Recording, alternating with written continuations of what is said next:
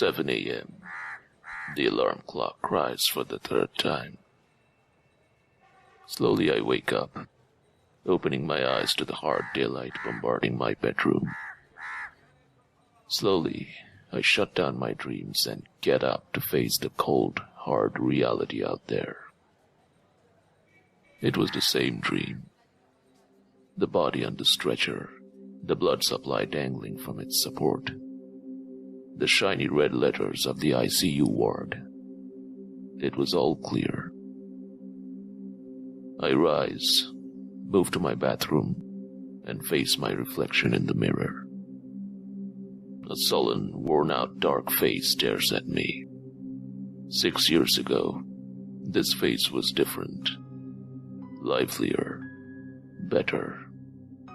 6 years ago, I had a beautiful wife, a loving son, and all the time in the world. But life is not kind to everyone. Seems my wife was too lovely a creature to be separated from her creator. She was just 35 when it happened. Too exhausted returning from work that fateful night. Too tired to keep her eyes on the road when she drove.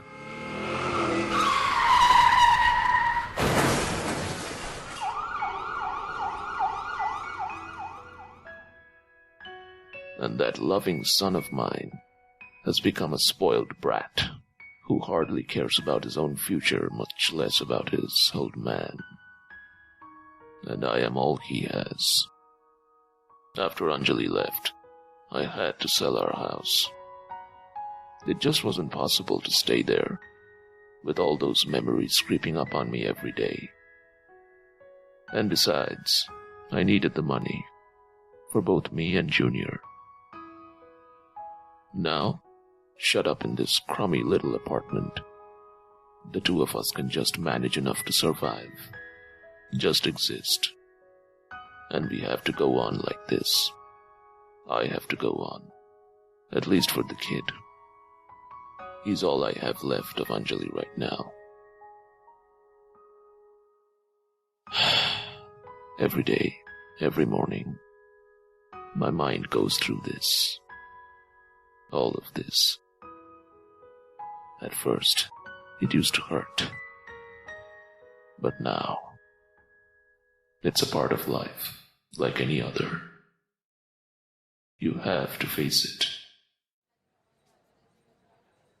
I take a bite of the charred, toasted bread, have a sip of the watery cold coffee, land an absent-minded kiss on my son's forehead, and send him off to school, hoping he would do well. Hoping. That's all I got. Then I take off, with a plain blue shirt and gray trousers on me. A worn-out, leathered briefcase dangles from my right hand. I lock my flat.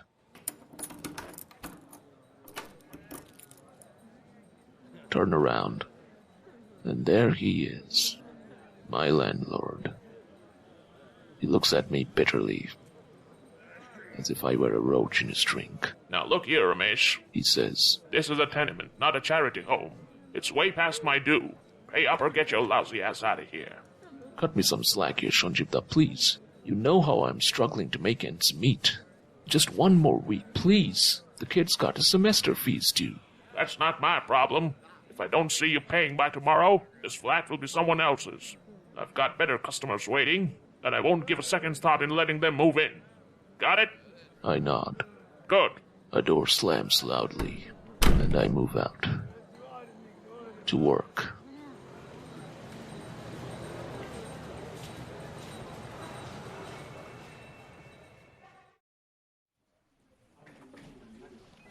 What do you mean you can't find the files? Asks Mr. Dayal. He looks at the monitor screen. I look at the monitor screen. I search again for the files containing the details for the stock purchase plan outlined in our last board meeting. Again the words, "No results found," come up. Sir, I think the files were exclusively handed over to your department for a final verification. My department? What the hell are you talking about? I never laid my eyes on the document, save for a sketchy outline presented by our VP at the meeting. Your section, and you especially, were in charge of drafting the objectives laid out. I even sent a memo to our head of purchasing asking for the files. He referred it to you. You were in charge of the files, damn it. And now you say you can't find it. How dare you blame it on my department, you sleazy dirtbag? But sir, I swear I... Shut your mouth. Wait till the VP hears about this. He'll roast you alive for this one. Oh, yes, he will.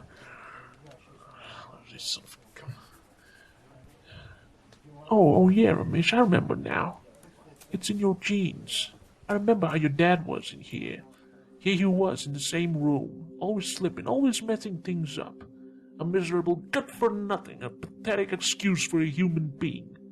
He almost got the sack from a director back then.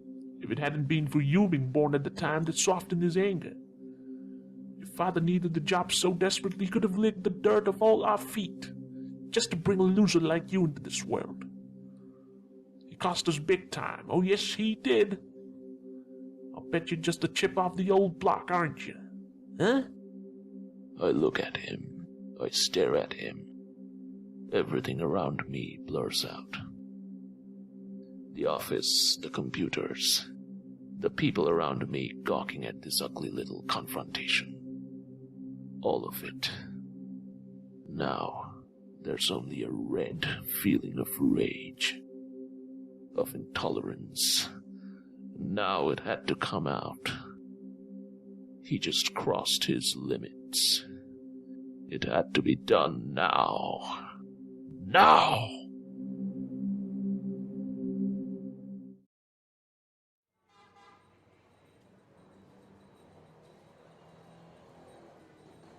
I look at my watch. 2:30. I'm sitting on the steps outside the office building, thinking how it had all been. The day I met Anjali, the day we married, the day Junior was born, and then how it all ended with her death. A sequence of snapshots ran through my head and paused right at the moment I did it. How I punched him in the face, how he fell down to the floor like a ton of bricks, and how he cried, holding his bleeding nose. I ran outside, while all the others were still getting their wits together about what just happened before their eyes. I knew what was to follow. The show cause letter, the personal meeting in the director's office, and then the ceremonial slaughtering of my career. 15 years of devoted service, blown to bits for just 1 second's burst of fury. Oh God. Oh God. God, Anjali, help me. Help me.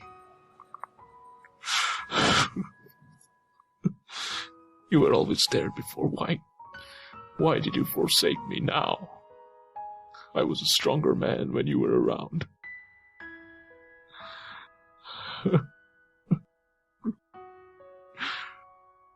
I wonder if you can see from up there how my world is tearing itself apart.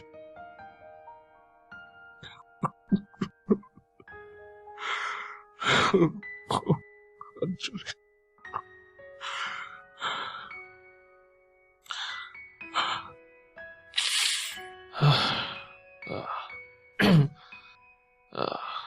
Memories. Memories. How her eyes shone when I said, Anjali, will you marry me? I'll be loving you eternally, with a love that's true eternally. From the start within my heart it seems I've always known the sun would shine when you were mine, and mine alone.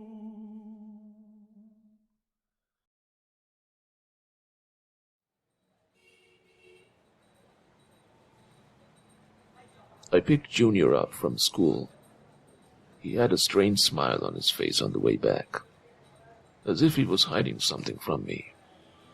I did not bother to ask. On returning home, I cleaned him up, gave his meal, asked him how his day was, and pretended to listen. It was relaxing. In the evening, something happened. Me and Junior usually go for a father and son walk around the park at this time of the day. But he had other plans. Papa, please come to my room. What is it? I asked. You'll see. He took me by my right hand and almost dragged me to his room.